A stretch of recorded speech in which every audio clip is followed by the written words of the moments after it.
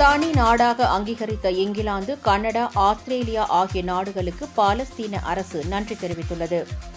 உபாலஸ்தீனம் மேற்கு கரை, காசா முனை என 2 பகுதிகளாக உள்ளன.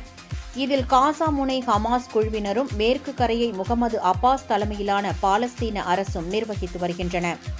கடந்த 2023ஆம் ஆண்டில் ஹமாஸ் குழுவினர் இஸ்ரேலுக்குள் புகுந்து பயங்கரவாத தாக்குதல் நடத்தியதைத் தொடர்ந்து இரு தரப்பினருக்கும் இடையே போர் மூண்டது. இந்த போரில் 65,000த்திற்கும் அதிகமானோர் உயிரிழந்துள்ளனர்.